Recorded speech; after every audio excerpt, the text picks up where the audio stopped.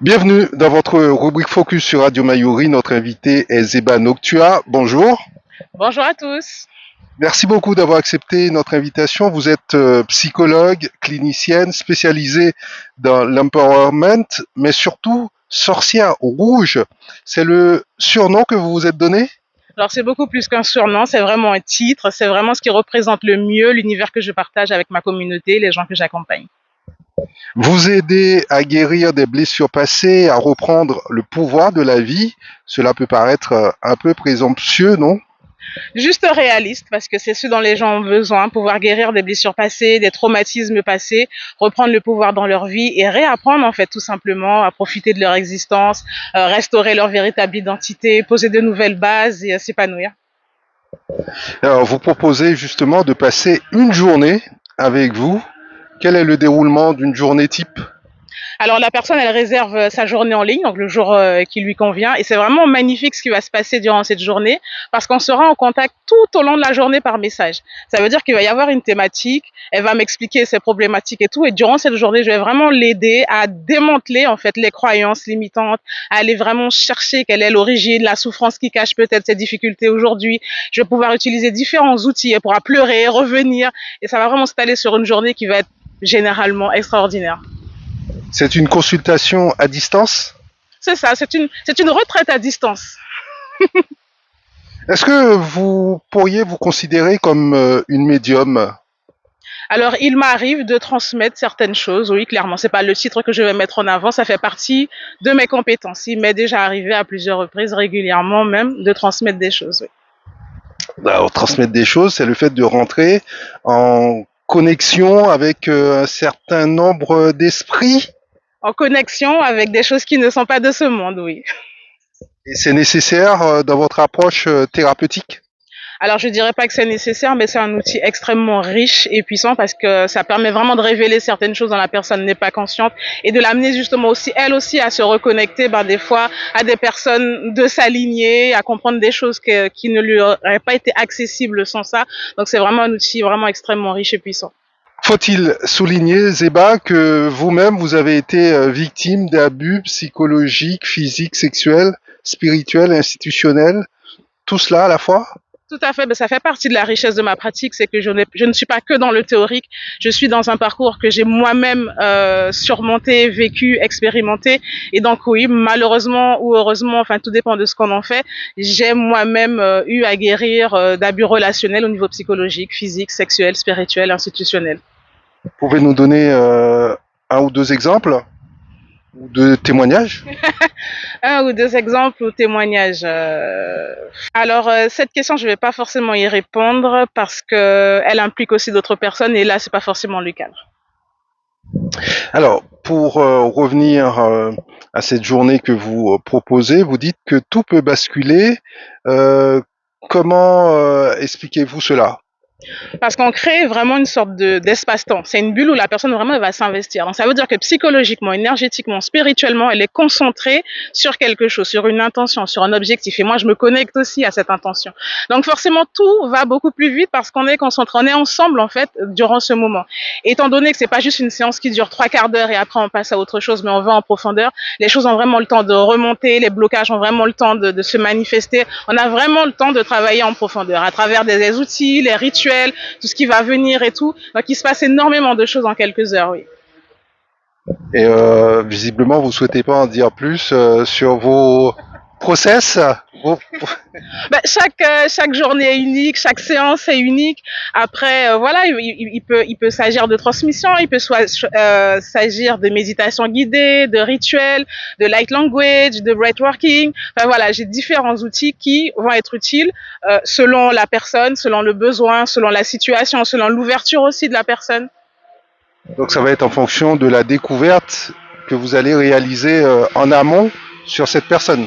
Voilà, de la découverte que je vais réaliser, de ce qui me sera déjà partagé, de ce que la personne aura envie aussi d'exercer, parce que j'accueille quand même des personnes de tout horizon, et donc elles n'ont pas toute la même liberté, la même aisance en fonction des sujets, donc c'est vraiment, voilà, chaque séance est unique. Comment ces personnes rentrent-elles en contact avec vous? Est-ce via le site internet? Via le site internet, via Instagram tout simplement, où elles ont accès aussi à mon numéro de téléphone, donc ça se fait de la façon la plus simple pour elles. Vous parlez de danse entre l'ombre et la lumière. Cela évoque cette partie spirituelle dont on parlait tout à l'heure. Alors cette danse entre l'ombre et la lumière, c'est vraiment arriver à se reconnecter aux parties sombres de l'histoire de la personne. Toutes les choses qu'elle n'a pas envie de regarder en face, toutes les choses qui lui font peur, toutes les choses, les expériences qu'elle a peut-être des fois oubliées, ou ses peurs, ses croyances les plus mortifères. Donc on arrive à travailler avec ça de façon à les transmuter pour en faire des richesses. Quand vous rencontrez ces personnes, est-ce qu'elles vous parlent de leurs objectifs, des buts qu'elles veulent atteindre? Oui, forcément. Forcément, il faut qu'on ait une direction. Donc, il y a un point de départ, il y a une direction. À partir de là, ben, on chemine ensemble. Cela peut être individuel ou collectif? Est-ce que l'approche est différente? Alors, l'approche n'est pas la même parce qu'on ne se dévoile pas autant quand on est en groupe. Après, j'avoue que la population est beaucoup plus sensible à des approches individuelles que collectives. On en est là. Donc, du coup, c'est pas un souci, je m'adapte. Dans quel cas c'est mieux l'individuel que le collectif et vice-versa? Alors l'individuel va être mieux quand la personne aura énormément de choses à exprimer, à verbaliser. Ça permet vraiment de prendre le temps parce qu'en collectif, forcément, il faut laisser un temps de parole à tout un chacun et tout. Donc c'est pas la même gestion du temps et des situations. En individuel, je me consacre à la personne, c'est elle et elle peut passer des heures à discuter de la même chose, c'est ok. Donc du coup, la démarche n'est pas la même, donc ça dépend du besoin de la personne. Alors, en préparant l'émission, j'ai vu que vous aidiez également à canaliser ces émotions. Comment cela se passe? Tout à fait. Ben déjà, il faut arriver à comprendre d'où elles viennent. Or, la plupart du temps, les gens, par gestion des émotions, ils comprennent ne plus ressentir d'émotions. Voilà, je suis quelqu'un de zen, je suis quelqu'un d'élevé, je suis quelqu'un de tout va bien. Alors que non, en fait, il faut apprendre à se reconnecter à nos émotions, à les comprendre, à comprendre leurs fonctions, à comprendre aussi les circonstances qui font que ces émotions émergent, trouver cette paix et ensuite agir en cohérence avec soi-même. Et on débloque également ce qui freine. Exactement, mais des fois, ça nécessite de prendre certaines décisions. C'est aussi ça, guérir, c'est prendre certaines décisions pour nous-mêmes, c'est ça l'empowerment. Décider de rompre quelquefois, de quitter certaines situations, de prendre des risques, d'avoir l'audace de dire non, de confronter son agresseur, etc., etc. Mais c'est ce qui est beau, c'est magique. Et accompagner également dans ces réflexions, c'est beaucoup plus approfondi, beaucoup plus poussé là. Oui, tout à fait. Parce que ce qui peut être embêtant quand on essaie de réfléchir tout seul, c'est qu'on aura tendance à réfléchir en rond, avec les mêmes paramètres, les mêmes perspectives. Alors qu'une fois qu'on rentre dans un travail en profondeur en étant accompagné, il y a énormément de choses qu'on ne considérait pas comme étant importantes. On peut alors prendre de la hauteur, avoir un angle de vue différent, remettre en question des choses qui nous semblaient normales et qui ne le sont pas. Donc ça peut être extrêmement enrichissant. Et vous aidez également les gens à retrouver un espace de transformation. Alors vous parlez pas de transformation tout court, mais un espace de transformation. Ça a tout son sens? C'est ce que je propose. Alors, c'est un espace dans le sens où la personne ne pourra pas forcément le faire chez elle, elle pourra pas forcément le faire avec sa pote, elle pourra pas forcément le faire n'importe où, n'importe comment. Donc, elle sait que voilà, là, il y a de la confidentialité, de la discrétion, de la bienveillance, une réelle connexion, en fait, à qui elle est, à ce qu'elle ressent. Il y a vraiment la volonté de l'accompagner sur son propre chemin, pas juste de lui dire, tiens, c'est ça, comme ça, comme ça. Non, sur son propre chemin. Donc, il y a vraiment un ensemble de paramètres qui font que c'est un espace unique, oui. Peut-être que cela peut nécessiter une mobilité, un déménagement. Ça dépend des perspectives de la personne. Peut-être qu'après ça, elle osera effectivement prendre certaines décisions, se libérer de choses qui la retiennent et l'empêchent de s'épanouir. Alors sur votre site internet, on voit beaucoup de témoignages, plutôt de femmes, hein. Vos clients sont principalement des femmes? Alors principalement des femmes. Après c'est par vague et ça dépend aussi des services. Mais il y a aussi des hommes qui ressentent le besoin en fait d'arrêter de faire semblant et de se reconnecter à ce qu'il y a de plus profond en eux. Et puis surtout à un moment donné dans la vie, on se rend bien compte qu'on a coché toutes les cases, mais il y a quelque chose qui ne va pas. Donc c'est l'occasion de guérir justement et de commencer à dire ok, qu'est-ce que je veux vraiment? Alors là où vous intervenez, Zeba, c'est sur la question suivante, à savoir qui suis-je vraiment? C'est certainement la question que se posent nos auditeurs en ce moment et nos internautes. Alors, c'est peut-être pour cela que ça nécessite autant de temps, une journée, peut-être voire plus. Voire plus, oui, j'ai des programmes beaucoup plus longs parce que lorsque justement on a vécu des traumatismes dans l'enfance, on construit ce que j'appelle un avatar traumatique. C'est-à-dire un personnage qui s'est adapté au fil des blessures émotionnelles, au fil des difficultés, mais qui finalement ne correspond plus à qui on est vraiment. C'est juste ce qu'on a fait pour se protéger, pour avancer quand même malgré tout, la femme forte, le gars sûr et tout, etc. Mais finalement, la personne, l'essence même, elle est complètement étouffée derrière le personnage et donc l'objectif est d'arriver à démanteler tout ça, à déconstruire tout ça pour se retrouver enfin retrouver la personne qu'on est réellement. Oui, mais est-ce que ce n'est pas un leurre dans le sens où la société nous conditionne à avoir des masques? La société a bon dos. La société, c'est un ensemble de personnes blessées qui essaient de s'en sortir. Maintenant, vouloir guérir est une démarche personnelle et quand on comprend les enjeux pour soi, pour sa vie amoureuse, pour sa vie familiale, pour sa vie professionnelle, ce que la société attend, j'ai envie de dire, enfin, bon, voilà. Zéba, votre approche est multiple.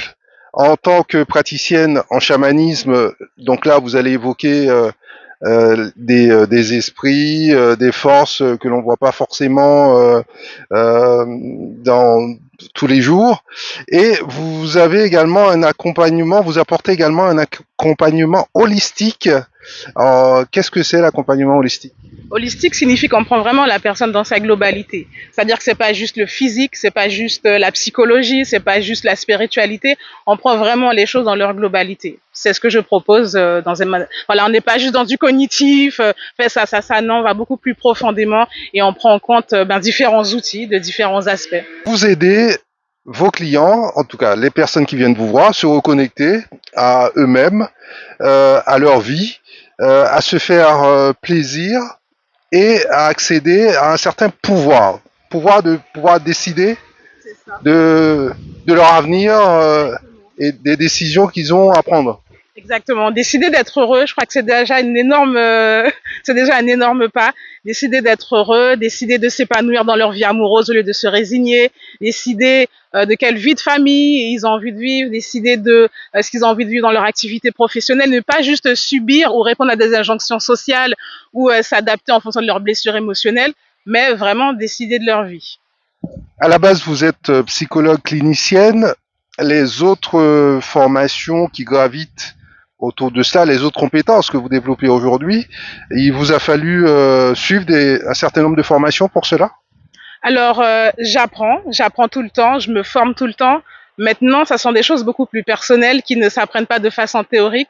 Ça m'a surtout demandé de retrouver des choses que je faisais avant même d'être psychologue.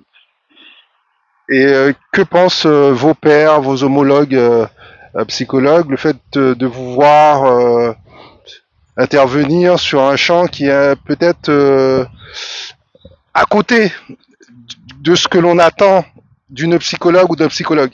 Bah, écoutez, vous pourrez leur demander parce que je n'ai pas grand contact avec eux. C'est mon chemin, ma voix, ma vision, mes caractéristiques, mon univers et c'est ok, à vrai dire, qu'ils comprennent ou pas. Enfin, je sais pas. Est-ce que vous aviez exercé ce métier dans un cadre plus normatif avant de vous lancer dans cette nouvelle activité? Tout à fait. J'ai été employée, j'ai été prestataire dans diverses institutions, j'ai eu mon cabinet tout bien climatisé, mignon avec ma secrétaire et tout. Oui, maintenant ça ne me correspondait pas. Quelle est votre vie aujourd'hui, hormis ces journées que vous animez? Alors ma vie aujourd'hui, c'est beaucoup de plaisir. C'est mon activité me procure énormément de plaisir parce que je trouve toujours ça extraordinaire de voir des gens switcher comme ça, me donner après des nouvelles de ce qui s'est passé dans leur vie. Je trouve toujours ça magnifique. Ma vie aujourd'hui, c'est passer du temps en forêt, aller à la crique, me promener, profiter de ma famille, celle que j'ai conçue, que j'ai créée selon mes valeurs. C'est beaucoup de plaisir, oui. Et vous, vous avez eu aussi à revenir en Guyane après des études passées où ça? Alors, mes études, je les ai faites à l'université Paris 8, région parisienne. Et oui, je suis rentrée en Guyane parce que je suis très, très, très, très, très attachée à l'Amazonie. Et ça m'est difficile de partir en me disant, OK, de toute façon, elle me rappelle. Et comment s'est passé ce retour globalement, avec du recul? Alors avec du recul, donc quand je suis rentrée, j'ai été tout de suite employée. C'était pas évident parce que le milieu n'est pas forcément agréable tout le temps. Hein, voilà, il peut y avoir de la violence institutionnelle, il peut y avoir tout un tas de choses. Après, il a fallu que je me trouve tout simplement parce que le format, voilà, la psychologue et tout, ça ne me correspondait pas. Donc il a fallu que moi je remette en question mes choix, mes études, ce que j'avais pris le temps d'apprendre, que je remette en question ma pratique et que j'ose en fait m'émanciper de la norme, des conventions et tout pour trouver vraiment qui j'étais, comment moi j'avais envie d'exercer. Comment peut-on vous contacter? Alors, vous pouvez me contacter via mon site internet www.zeba.space. Il n'y a pas de .com, c'est juste space sur Instagram. Donc, guérir et vivre. Et par mon numéro de téléphone aussi, tout simplement 06 94 29 70 06. Et vos projets? Amener de plus en plus de personnes à s'épanouir, faire grandir une association qui s'appelle Guérir et Vivre et qui a pour objectif justement de populariser le bien-être au niveau mental, physique, spirituel et favoriser tous les professionnels dans ce sens et voilà permettra à la population de trouver des espaces de guérison, de restauration, d'épanouissement et puis moi continuer à déployer mes ailes, hein. Des projets d'ouvrage? C'est-à-dire De livres? ah oui, oui, plusieurs. Après, il y en a un qui est en cours, mais il est lourd de conséquences, donc je prends le temps de le rédiger. Zeba Noctua, c'est votre vrai nom? Alors aujourd'hui, officiellement, administrativement, c'est mon nom, oui. Quelle est l'origine de ce nom? Égypte antique. Donc voilà, Zeba signifie étoile, Noctua signifie le guerrier, donc étoile guerrière, enfin, chacun le met comme il le veut, mais ce sont du coup mes prénoms, voilà, c'est qui je suis tout simplement. Et ce processus de changement d'identité? Ça a été un long parcours, hein, parce que enfin, déjà mon ancien prénom ne me convenait pas, pour être tout à fait. Quels étaient-ils? Katia, Rémi sans famille, bon voilà, ça ne me convenait pas, mais c'était pas ça forcément la question. C'est à un moment donné, dans cette recherche justement de qui j'étais vraiment, ça a fait écho tout simplement. Et ça a commencé bêtement sur Facebook, en changeant mon pseudo, en faisant tout le monde, en me présentant tout simplement, bonjour, moi c'est Zeba. Et puis ça a duré 5-6 ans jusqu'à ce que cette année, j'officialise. Donc du coup, Katia Rémi a disparu, l'ancien nom de famille a disparu aussi, et tout a changé. L'ancienne vie également. L'ancienne vie, je dirais pas l'ancienne vie parce qu'on est toujours en transition et que ça fait partie de mon histoire. Donc voilà, on évolue. Mais après voilà, il y a des steps qui ne sont plus, qui sont plus les mêmes. Zeba, merci. Merci à vous.